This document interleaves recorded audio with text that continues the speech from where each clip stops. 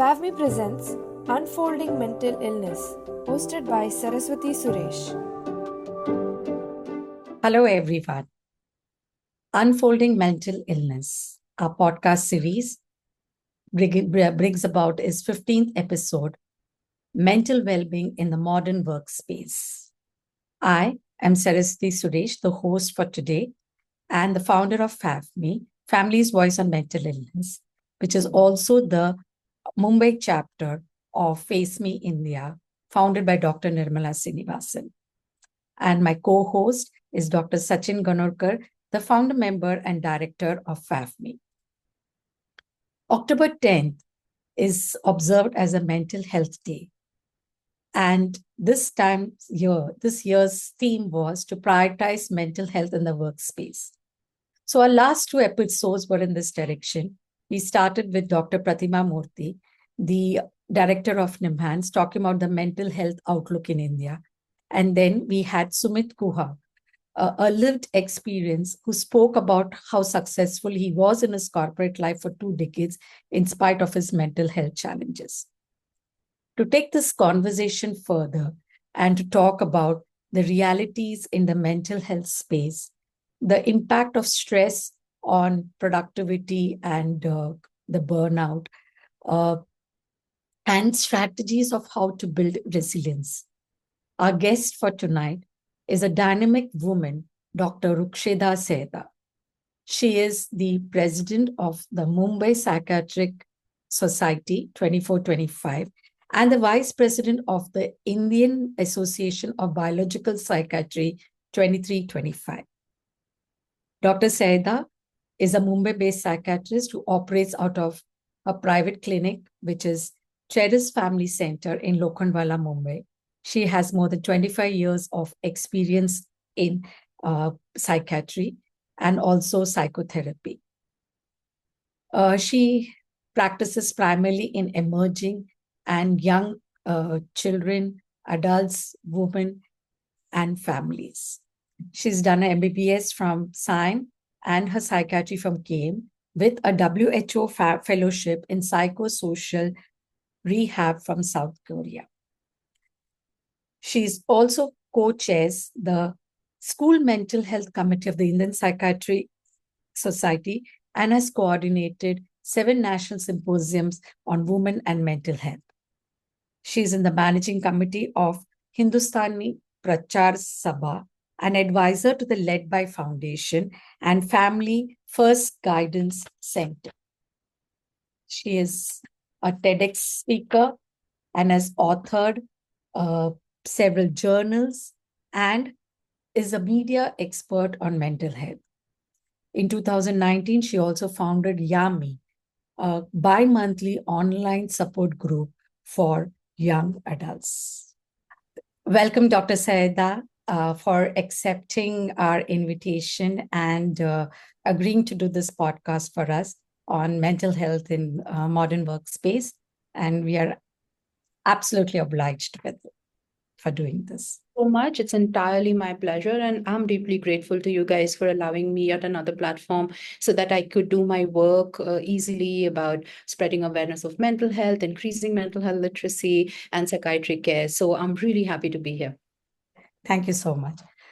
Just to set the context for this episode, so the recent Deloitte Global Gen Z and Millennium Survey of 24 spoke about that, the statistics which they found out was that, more than 40% of the Gen Z and Millennium population are saying that they're feeling stressed out and there are feelings of anxiety in the workplace, which is quite a large number when you're talking about 40%. And the factors contributing to it is, the amount of work that is being given to them, and the finding a purpose in life, the workload, finding a purpose in life, and also whether they have been rewarded properly. So these are some of the concerns which they have expressed as a factors. What do you think, in your experience, has been the causes for burnout in the workspace today? Thank you so much for that question. And, at the outset, I'm a psychiatrist. I don't work with anecdotal evidences. I work with statistical analysis and, a whole lot of common factors and variables. So we do want to look at any issue that we might be talking about with context, right? We're talking about Indian cultures and Indian work culture, so vastly different from maybe some other countries, really. But let's say the South Asian subcultures also, so the demands and the work-life balance is off. That's the simplest and easiest one-liner that I can talk to you about, right? Because especially when we're looking at white collar jobs and we're looking at professionals and we're looking at corporates and we're looking at most of them are in urban setups, we are looking at no time because long hours at work, but also we discount the commute that adds to it. And sometimes the commute is far more stressful and adds an extra layer, extra thick layer of stress to the work day than the work in itself. And that again offsets the balance. If I'm working, that means from the minute I leave my home to the minute I come back from home, it's 12, 13, 14 hours of a day. And sometimes, so when do I sleep and when do I exercise and when do I hang out with friends? When do I hang out with family? When do I do some things for myself? So that work-life balance is definitely off in most of these people that the survey's been, put to. And of course, because of the high population and the high demands and the high, level of standards of living, unfortunately, the inflation and everything, that does give rise to more job insecurities. It also talks about, like you said, inadequate recognition and validation at work. Because if at the end of the 12, 13 day of work, if I feel I'm not being compensated well enough with appreciation, with, capital gains and things, of course, I'm going to feel that much more cheated or that much more unsatisfied with my life. So those are definitely things that are impacting people, especially, like I said, in the white collar jobs, in the urban setups. And we are seeing a lot of burnout. We are seeing a lot of burnout very early on. Previously, we would, maybe a couple of decades ago, even 15 years ago, we would see burnout maybe in middle age and, maybe closer to retirement age or something like that. But we are seeing burnouts really practically in the first, second year of joining employment. So, I joke with the young people who come to me that, yes, adulting is an extreme sport and it's not for everyone. And so there are a lot of people, a lot of, young adults who are like, I don't know why I was looking forward to this. I hate this.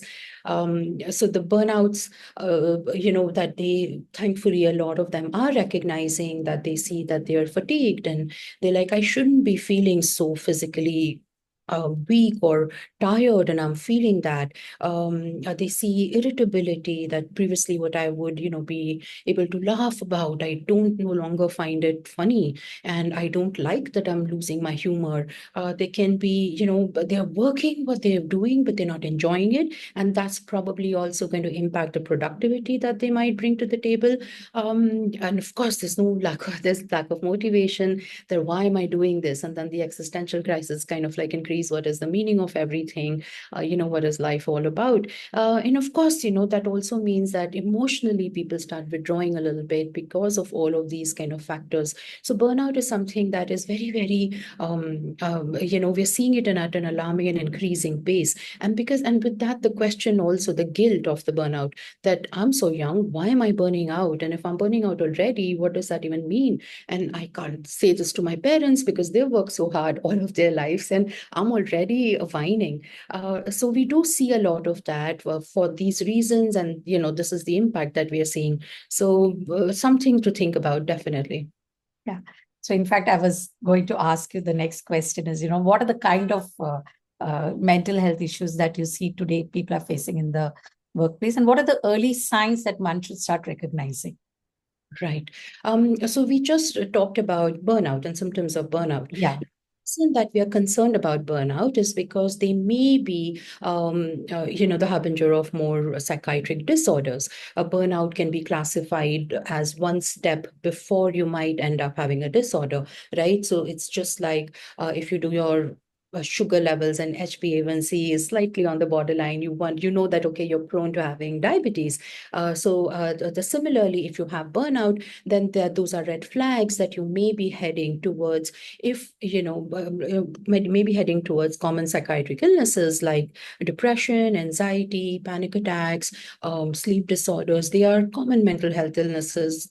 The reason we call them common is because they're common. They're very, very common, contrary to what people might want to think or believe. And also, they are thankfully a little bit more treatable than other chronic illnesses. But a prolonged amount of stress, things like burnout, can trigger these disorders in people who have more of a vulnerability towards these disorders. If they might see more and an exaggerated version of the burnout, where the duration of the distress that they're feeling is longer, the bouncing back from that distress is not as easy and common as we ordinarily would have been, and also the intensity of the distress is longer. So there's difference between stress, distress, and disorder. Stress is everyday thing. Disorder is when we are, distress is when we're probably feeling burnout, and disorder is when we start seeing symptoms. There might be changes in my physical symptoms like sleep issues or headaches and stomach aches or tiredness and easy fatigability, recurrent infections and things like that. I will have emotional symptoms where I might have mood swings, to feeling low, to feeling irritable, to having issues with just picking fights, or not really feeling pleasure in doing anything, not being interested in doing anything. I'll have cognitive symptoms like I can't focus, or I can't remember, I don't feel as sharp probably. Learning something new seems like such a tremendous task and burden that I'm not being able to do it. And I will have social symptoms where I might be more withdrawn, or I might start having fights with my loved ones or near ones, or can't work with a colleague, or can't work in team setups, hate the boss more than usual. So when you start seeing these symptoms and they've been persistent for, let's 3-4 weeks perhaps, and that's where you really need to recognize that, okay, this is not just a mental health issue, this is not just distress, it may be heading towards disorder, and you will have to seek psychiatric and professional help. Okay. So when you actually move to see from distress that you're moving to disorder, and they start recognizing these symptoms which you mentioned, like losing sleep and, lack of social interaction or being able to concentrate and focus, etc. So what are the first steps they should do? Do they rush to need to see a professional, or is it something they can start working on themselves? What is your guidance to all of us? Thank you so much for that question. That's the reason earlier on I had broken down into stress, distress, and disorder, because when we are seeing that there's a lot of stress, we want to take some, precautionary steps so that it doesn't escalate to distress. When we are recognizing distress, we again need to put in more of effort to take care of our mental health, so it doesn't need to turn into a disorder. Of course, when you have a disorder and you're recognizing these symptoms, perhaps within yourselves or within somebody around you, that's when you really do need professional help. Now, all of us are not as lucky to have professional help, whether that's from our home or at workplace. So accessibility is not that easy. And also we have very limited number of psychiatrists and qualified psychotherapists and psychologists. When you're seeing stress, definitely start trying to have a better life balance, where you are doing, focusing more on time management, trying to prioritize something every single day so that you can, you're not kind of neglecting one part of your life, especially start sleeping better. It's okay if you, leave work a little early. That's really not going to make that much of a dent in your, stepping up the career career ladder. When you're at the stress level, definitely those are things that you should focus on.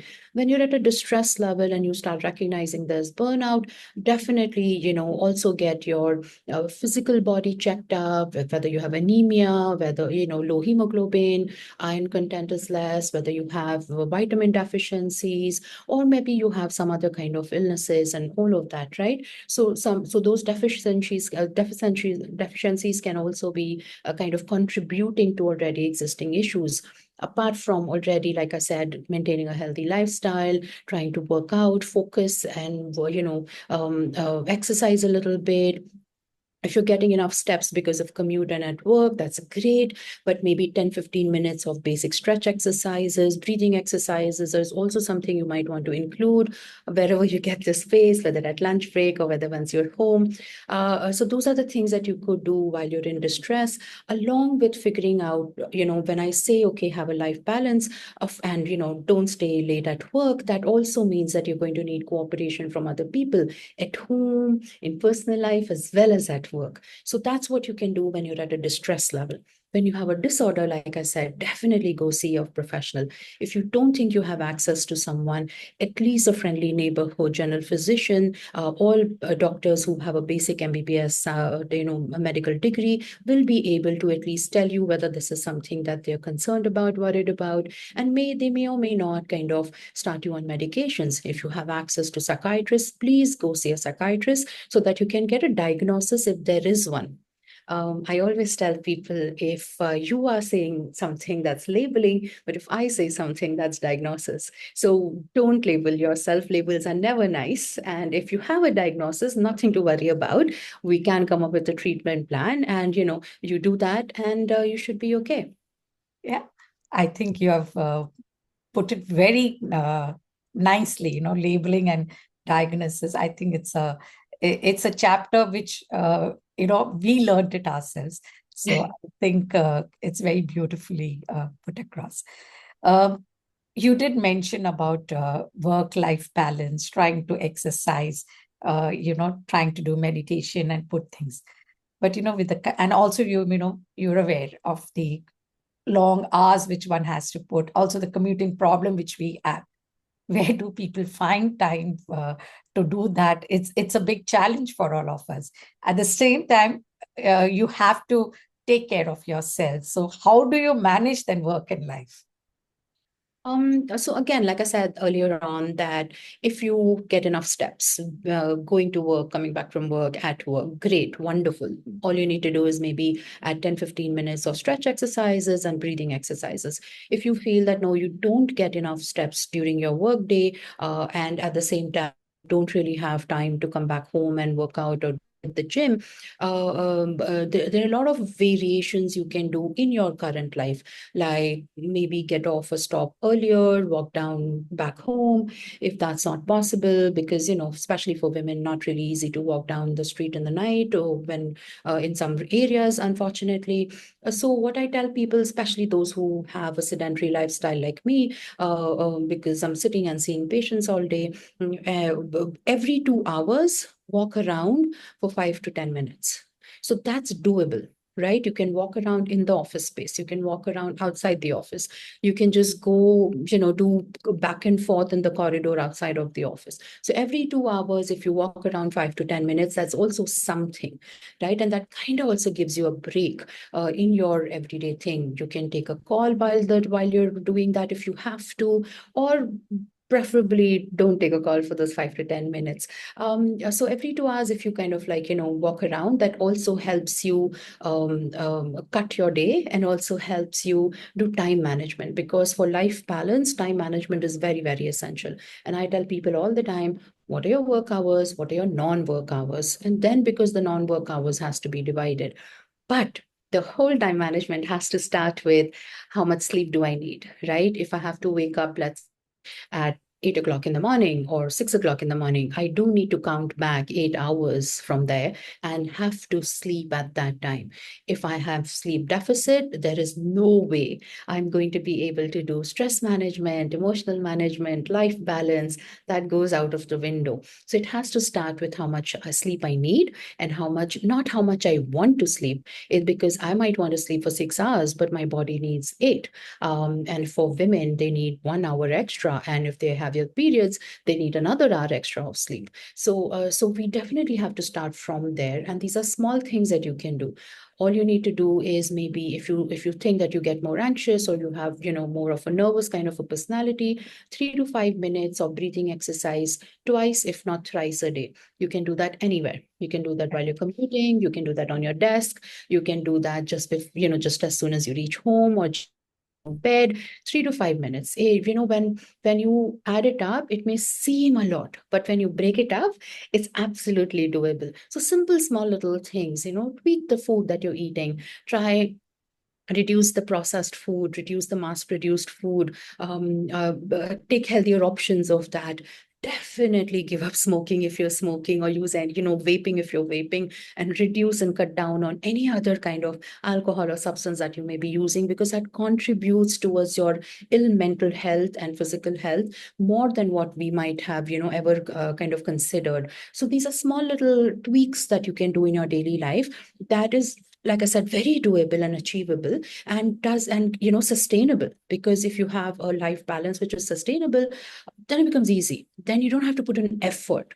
Yes, initially it may seem as if you're putting in a little bit of effort, because you have to be mindful of what you're doing every single time, but practice makes permanent. So if I have a sustainable, good, healthy lifestyle, it becomes easier for me to just follow through that on a daily basis. And once you're doing it, and everybody else around you also starts doing it, right? Like I said, my family, I need to ask for help from everybody. So my family knows if I'm at work, not to call me. Right? If it's urgent, of course they will call me. But if it's not urgent and they call me, that's not okay for them to do to me. And they love me. So of course they're not going to do this, because they know I'm trying to balance my life. I want to do everything. I want to have work hours and non-work hours. For me, let's say, I have a standalone private practice. I need to be mindful that the staff around me, this is their workspace as well. So if I don't put a hard stop to work, they don't get to put a hard stop to work. So it's not fair for me to make their work life difficult. So when we think of it in those terms, it becomes easier for us. If I'm taking an Uber, the Uber driver, for him, that's or her, that's the workspace, right? If I have domestic staff at home, for my staff, my domestic staff, that's their workplace. So if I am going to be mindful of my workplace, and I'm going to be mindful of other people's my workplace, it actually becomes easier, because then there's a collective effort for all of us to do good for ourselves, and it is less burdensome on an individual. So simple things, like I said, tweaking your life here and there really does make a lot of difference, and it doesn't take as much effort as it sounds. Yeah, actually, that sounds doable. And I think it's just that making that initial effort in oneself is what will take you forward. And I think, yes, healthy lifestyle, whether it's workspace or whether it is individual lifestyle, that's what is going to take forward. The next question which I wanted to ask is the new trend post-COVID, of course, work from home or the hybrid workspace. So are there any emerging mental health issues because of that?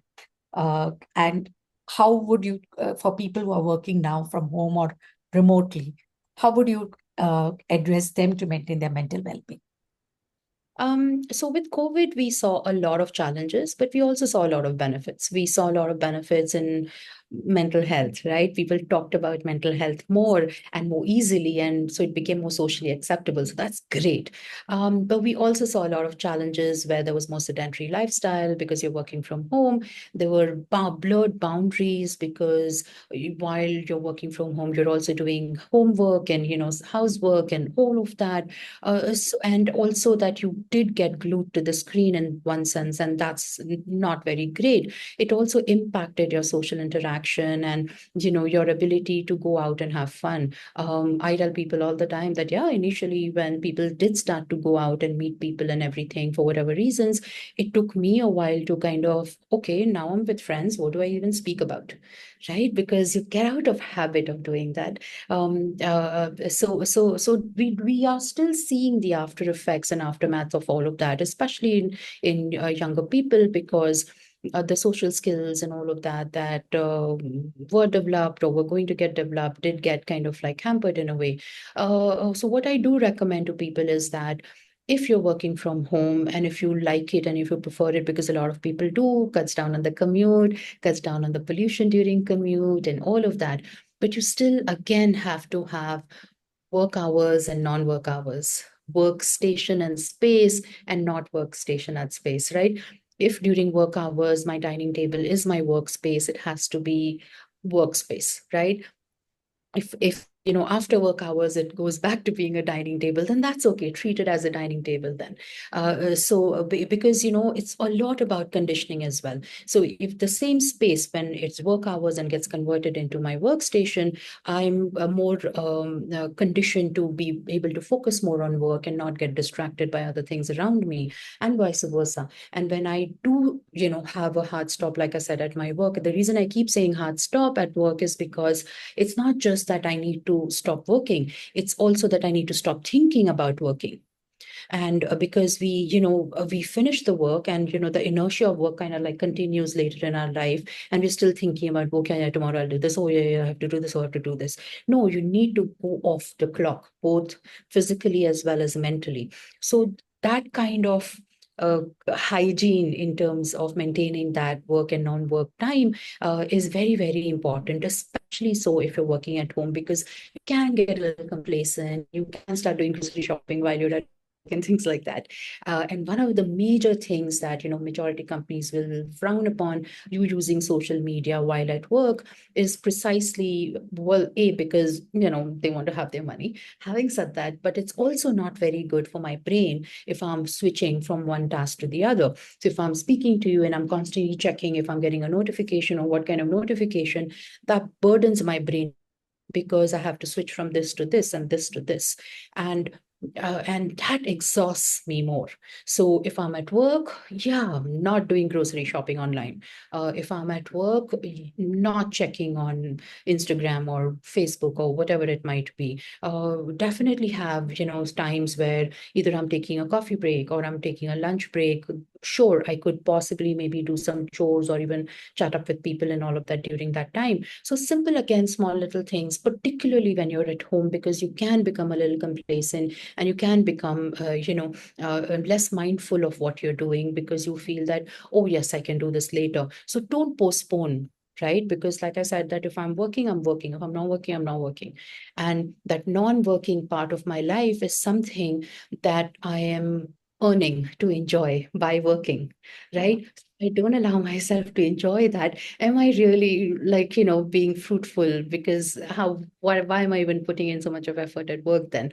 So I need to enjoy, be able to shut my work, go back home and enjoy my family, and not say that I've just come back from work, don't talk to me. Right? Or, oh, why are the kids yelling? I just walked in. Can you not keep them quiet? Right? Simple things like that. No, I want to be able to have fun with my family. So even if you're working from home, you definitely want to start kind of putting down a to-do list. I always tell people your to-do list has to be things that you have to do, things that you want to do, and the third thing has to be things other people want you to do. Because if you're going to reprioritize any of that list, then you're definitely not, you're going to play catch up all your life, and you will always feel you're missing something, or you've left something undone, or you're hurrying to some other place. So always kind of try and do that in the priority. Things that I must do could also seem like I'm doing things for other people. Let's say if I have to show up for my friend's doctor's appointment, that's something that I have to do, maybe because that's my personal reason. But so that doesn't mean that, oh, that's the things that other people want me to do. That's a difference there. So you get to decide what you think is things that you must do, but that has to be rational and that has to be sensible and logical. And that's how you break up your day and the things that you do get done in your day. And that way you'll get more done. Yeah. I think compartmentalizing your life, with work, non-work, and then prioritizing and rationalizing.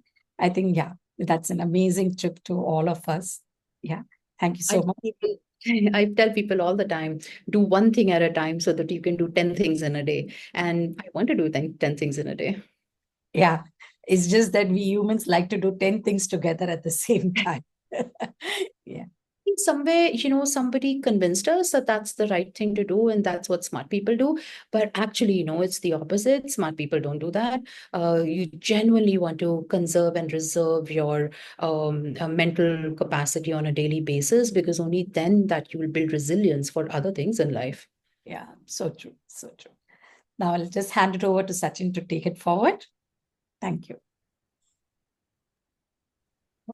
Thank you, Saraswati, for the introduction and the engaging discussion. Thank you, Dr. Syeda. We'll take the discussion forward. Just to sum up, I think there is a flaring debate in social media and newspapers and television about long working hours. And also rightly, what Saraswati was discussing is the right to disconnect. So I think countries are also trying to put laws where people could actually disconnect from work. And because in India, there's a tendency to overwork and show your boss that I think if I'm working long hours, I'm more efficient. And I think I contribute more to the organization. So I think that's the race for promotion, getting a better salary. And I think working hard is something which I think that's what is ingrained in the Indian psyche. So to take the next question, there's often a stigma around mental health in professional settings. How can employers and leaders create an environment where discussing mental health feels safe? Thank you so much for that important question. Because here we are sitting and talking about mental health literacy, figure out more stuff, learn more stuff, help yourself, ask for help, reach out to others for help.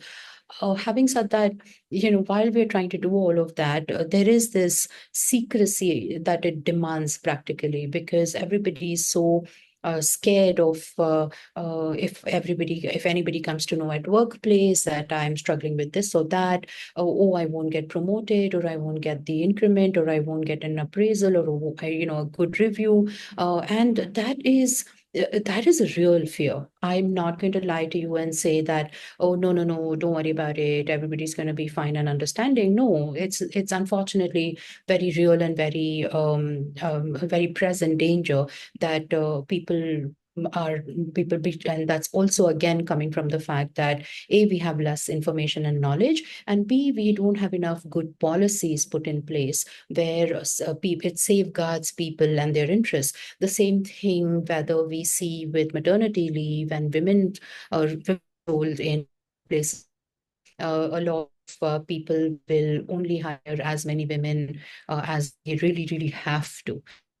That is still a struggle with a lot of people. So people will prefer hiring, women who children, so they're not going to go on maternity leave and things like that. So those struggles are still very, very, and we see that mirroring in mental health space as well. But at the same time, if there is a collective effort in terms of all of us are on the same page, in terms of we are okay with talking about mental health, we discuss things, what is mental health and what does a mental health break look like, or what does, what are the challenges and how it's impacting productivity and how it's not allowing us to work smart, let alone work hard or work long.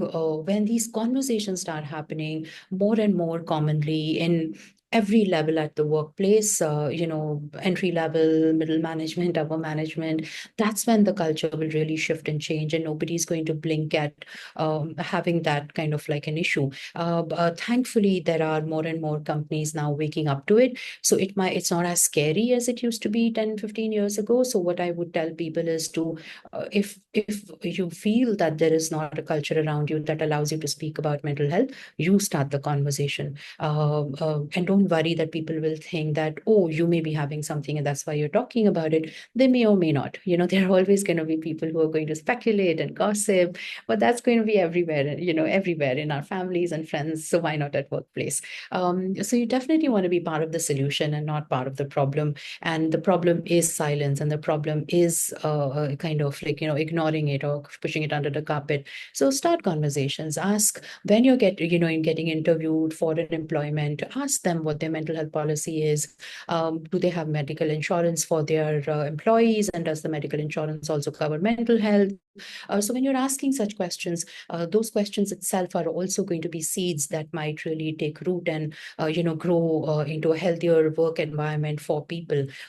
So while it's not great as of right now, the scenario about talking about mental health, it's not as bad as it used to be. So let's take that as a sign of encouragement and a sign of a more positive future, and go ahead and take one day at a time and take the effort and the time to speak to people about mental health, whether yours or someone else, just mental health in general.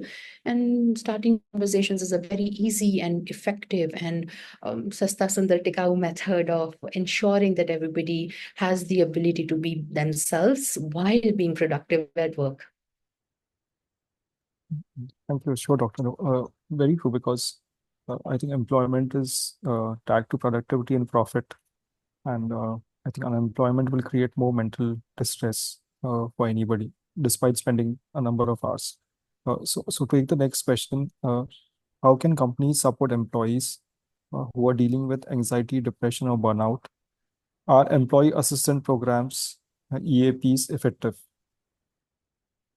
Um, so the more number of people under your care, the more responsible you need to feel, right? Under your care, in the sense that if you have a company and you're an employer, you definitely want you're aware of the responsibility, like Spider-Man said, with more responsibility, with more power comes more responsibility. So we definitely want to kind of call upon the integrity, the morals and ethics of those in power. Definitely, it does has like a top bottom up and also a trickle down impact that requires for us to have that kind of safe and healthy environment. What companies can do in terms of employment assistance programs is definitely see to it that if they don't have on-site help in mental health, they definitely have avenues for people. Let the employees know that in case they do need mental health support, they have empaneled people that they can go and speak, which would be very confidential and not in company records and all of that. Reimburse mental health care bills and expenses.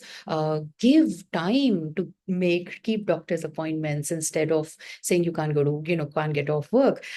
Because think about the doctor's work hours, right? If you are going to come to see me after your work hours, so does my work hour have to start after your work hours? How is that nice? And how is that looking after my, my health, let alone my mental health? So definitely things like, like I said, creating space for people to be comfortable and be honest and talk about, making it possible for them to have access to care, making it possible for them to afford care, and definitely kind of keeping those values in mind, because a lot of the times young people will choose workplaces as well, which are going to be more sensitive and less toxic, so when we are thinking about it, if I want to attract the right kind of talent and the right kind of people to join my workplace, I definitely also want to be able to give them what they're looking for. Because it has to be a good fit both ways. It just cannot be me demanding and you supplying. Even in spite of the fact that there is, with the larger populations, there's more competition and, only so many vacancies. In spite of that, companies have started to realize that, yes, they will lose out on the good talent and they will lose out on productivity and profitability if they're not going to look into this factor. So for their sake, not just for the optics really, but also for the optics maybe, diversity and inclusivity, it also means not just gender, not just abilities or disabilities, but also mental health acceptance and understanding. So a lot of things that the company can do, flexible work environments, offer them, and instead of like, no, you have to clock in at this time, you have to clock in at that time, or, you can't have this, or you can't do that. No, you can't walk around in the office space or outside of the office space. And no, you can't get food from home. And, simple, flexible kind of environments definitely is going to be very, very helpful. And maybe, like I said, have more workshops for mental health life skills, have more symposias and lectures and seminars where people are taught mental health, about mental health and mental health first aid. So when there's more awareness and when there's more mindfulness about doing something, people are happier and people are less scared and less worried and feel less vulnerable. So they're more gung-ho about work and more fearless at work. Absolutely, doctor. I think that's a nice explanation because absenteeism and presenteeism is affecting employees, where for the fear of losing the job, people might just come to the workplace, but they might not be working. Uh, what are some of the ways employees can approach the supervisors about mental health challenges without fear of judgment or job repercussions? That's a tricky question because one rule doesn't apply to everyone, right? Because we're talking about human beings and we're talking about human dynamics. Supervisors are going to be individuals with their own personalities and their own challenges themselves. So we definitely want to pick the time, B, pick the battle, and C, pick the tenaciousness with which we are going to fight that battle. So we do want to be smart about it. I'm not going to go ahead and say that, oh, don't worry, just go ahead and, right is behind you and all of that, because that's not very practical and that's not very practical advice either. But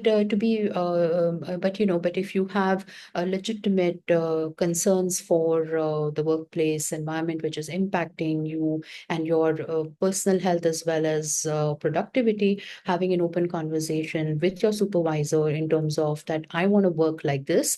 And for me to be able to give you this kind of output, I need a work environment like this. Talk about what you want and what you like and what you and talk about your future.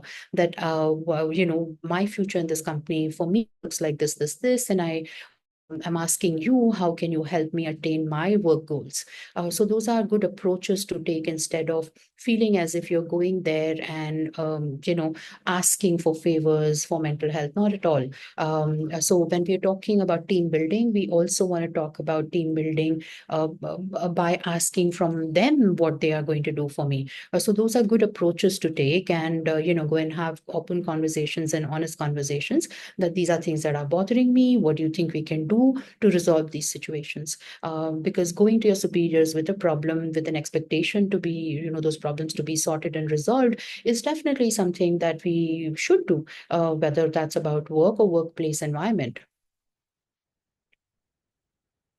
True, doctor. That's very important. And there are, as Saraswati and you were discussing earlier, sometimes there are no boundaries for work. So the people keep continuously working. They might have abusive bosses.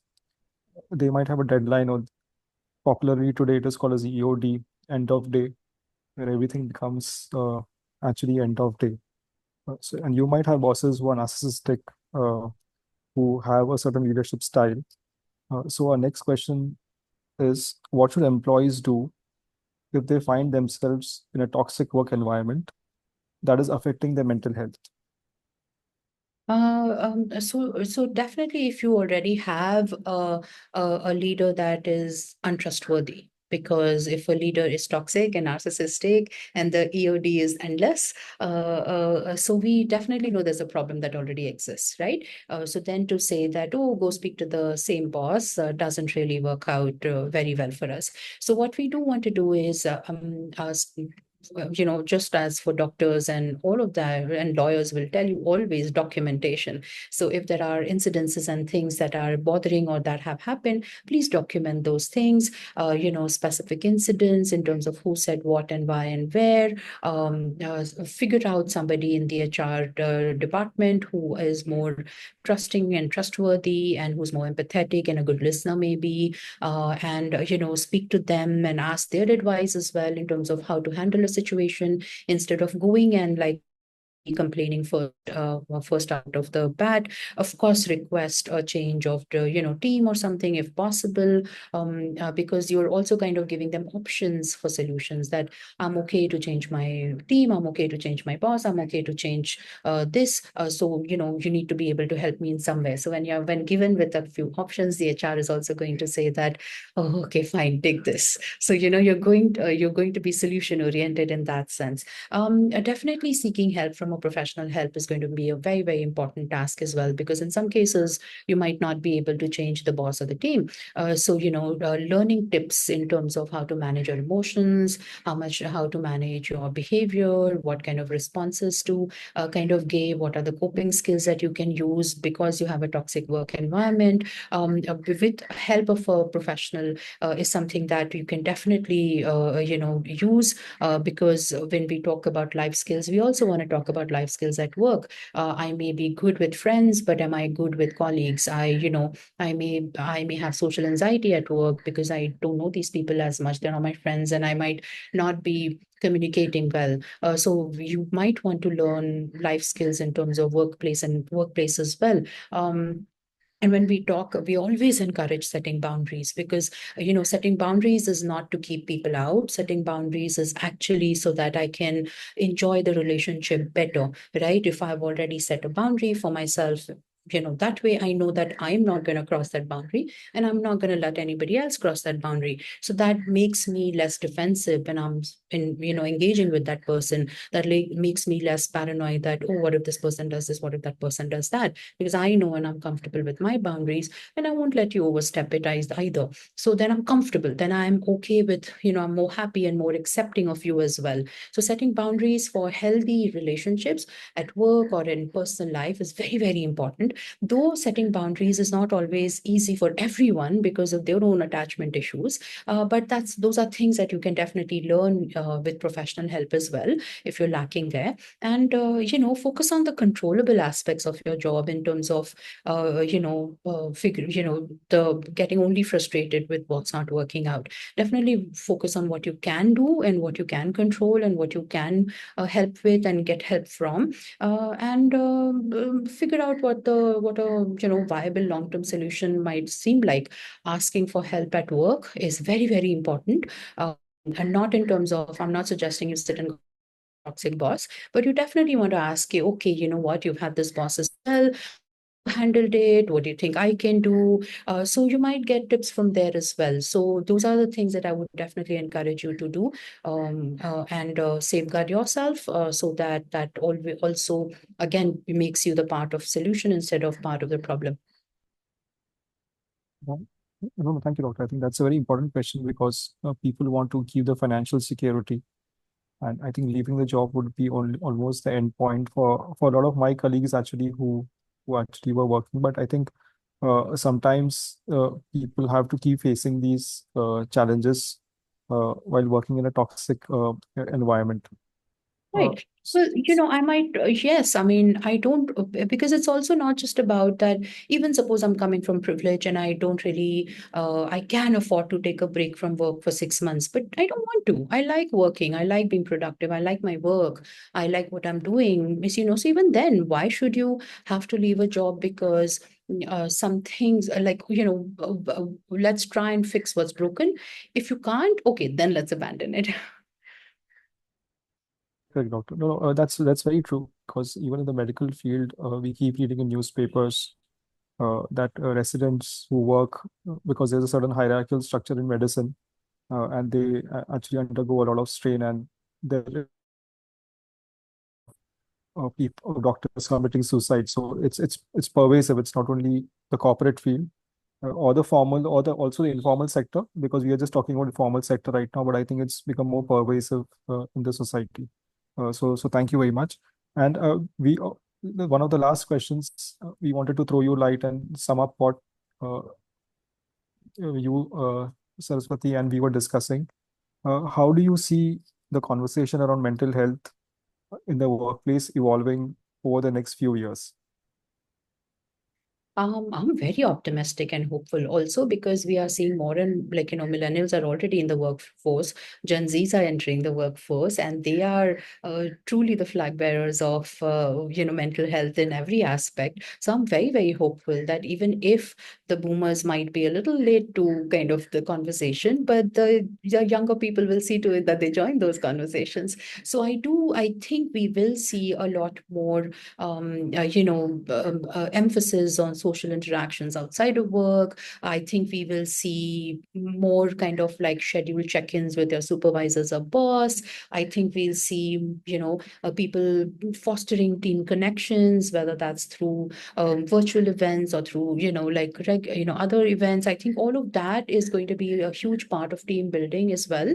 And encouraging that culture of respect for personal time and space and boundaries. I think we are going to see all of that a lot more, and that's going to be helpful in creating that kind of work atmosphere that everybody wants to go to work instead of not going to work, and everybody has fun at work as well, and not just employability at work, and not just get a paycheck which you feel disappointed with because it doesn't doesn't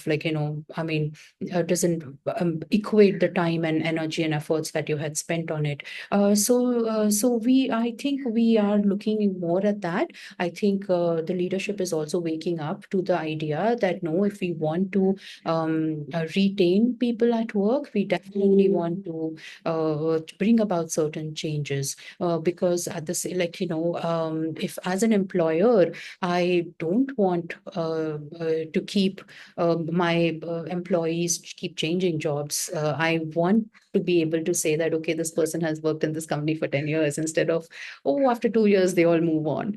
So companies are also working very hard for that retention of employees. And so I'm very hopeful, and, more and more companies are reimbursing mental health fees. More and more people are, looking into having mental health days off. So I'm hopeful for all of that, and I think the future is bright in terms of our young people and in terms of mental health at workplace, definitely. But yes, the cause for concern of death by suicide is definitely something that we cannot overlook. We have more young people dying of suicide than we have of any other factor, and like you pointed out that violence towards doctors is also an important aspect. So while we are doing so much in the corporate sector in terms of work balance and work environments, we aren't doing enough in other sectors and other service care providers, because even in, let's say, hospitality industry or aviation industry, there's so many industries that really do need to do a deep dive into finding better solutions, because if only one vertical of the industry is doing better and not others, it's really not going to then have the outcome that we all want. So every sector definitely has to work more. We all need to work better, more at preventing psychiatric issues, creating more access to psychiatric treatment, and definitely preventing death by suicide, because a country, a community is only healthy if the health and social factors are less dismal. Absolutely, doctor. Because as Saraswati was discussing in our earlier conversation, one of our speakers mentioned about stony silence, and we were discussing about mental health in the workplace. We had a gentleman who had issues and he narrated his story. And definitely with this conversation, I think the tight lip around the silence of stress, and maybe if a person has a disorder, is actually slowly breaking down with the kind of conversations we are having with you. I wanted to thank you and the FAVMI team and Saraswati and an entire family care audience to actually be a part of this conversation. And I think we'll keep continuing this conversation about mental health in the workplace through social media, through these podcasts, and also the interactions we are having with various people. So thank you very much for your valuable time and the thoughts which you have shared in this session. Thank you so much. It's been an honor to speak to you people. Yeah, thank you so much. Totally appreciate that. Thank you.